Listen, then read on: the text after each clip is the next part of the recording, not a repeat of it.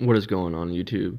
So in this video we're going to be replacing the drag link tie rod ends, upper and lower, and once we get those replaced we're also going to adjust the drag link itself so we can straighten out the steering wheel, because it does adjust the angle of the pitman arm, which actually adjusts the way the steering wheel is angled.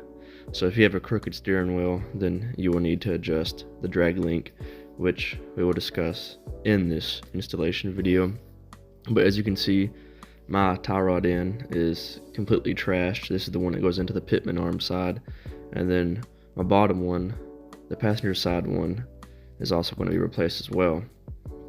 So right here I'm just jumping in the Jeep and I'm going to show you that my steering wheel is crooked. So not only are replacing the tie rod ends of the drag link going to help the steering a lot more, but we're also going to fix that crooked steering wheel as well. So anyways, let's get to it. Okay, so on the back side of this 13mm nut is a 13mm bolt that you're going to need to hold down as you loosen up that nut. So as you can see, I have a wrench on the back of it. Take my ratchet and loosen this nut up. There we go. And we can actually leave this sleeve in place just for now. And I'm going to take my needle nose and remove that cotter pin from the castle nut.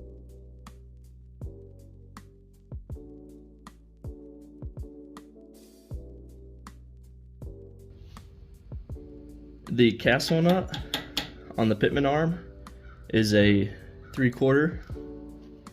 So let's go ahead and break that free.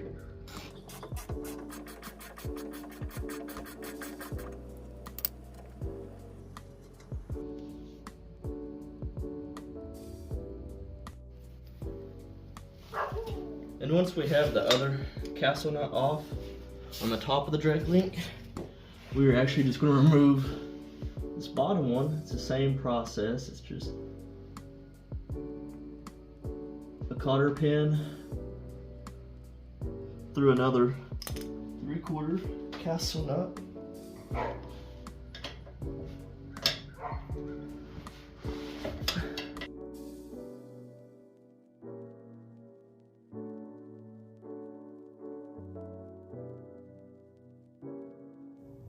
And now with that cotter pin removed, we can actually just grab the drag link, pop it off just like so.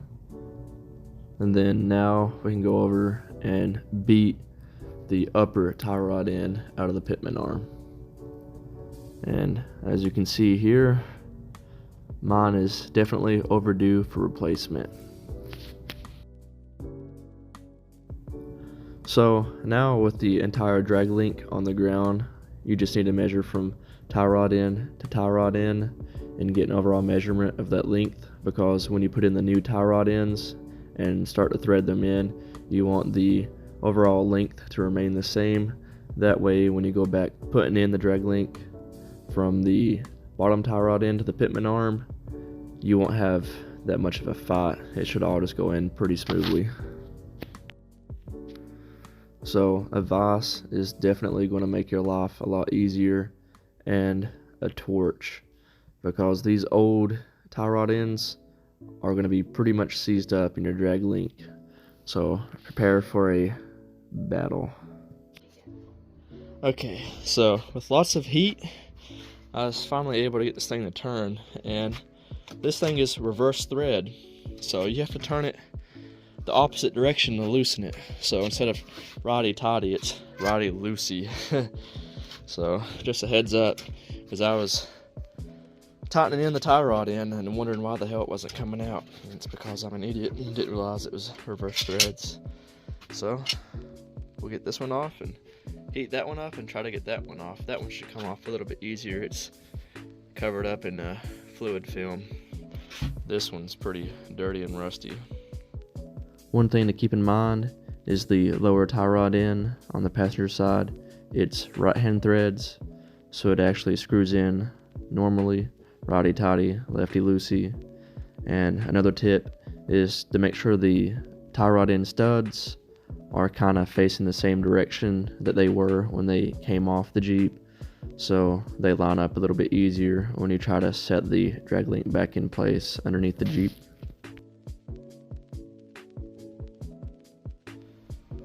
Okay, so I have the drag link back at the house. Those tie rod ends came with the new castle nut and cotter pin, so we're going to use those instead of reusing the old stuff. So I'm going to start this lower one in first. Hopefully that don't hit me in the face. That's pretty close. I'm going to get this castle nut started. And I'm just going to go ahead and draw this in.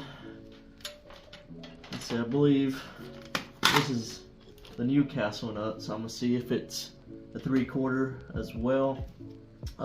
It appears to be a 3/4 as well.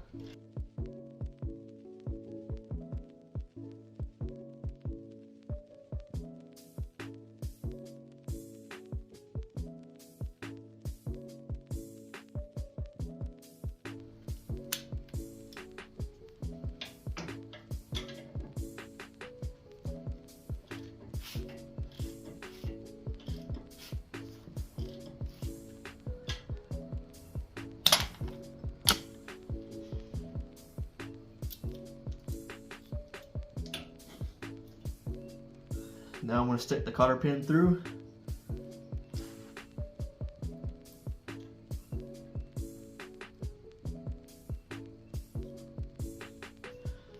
So now that that's pushed through, we'll spread these ends. And just pretty much repeat this exact process over on the pitman side. As you can see, I'm lining it up, put the castle nut on, and then push your cotter pin through. So with both tie rod ends installed, castle nuts torqued down, cotter pin pushed through, you can leave the 13mm sleeves on both ends of the drag link loose, and then now you can actually grab the drag link itself and turn it, and then have someone sit inside the Jeep to make sure whichever direction you're turning it is starting to line up the steering wheel, and that's basically it. So once you have the steering wheel as straight as you like it, just retorque those 13mm nuts, and then you're good to go. Take the Jeep down the road, make sure everything feels nice and solid, and if so, you're good to go.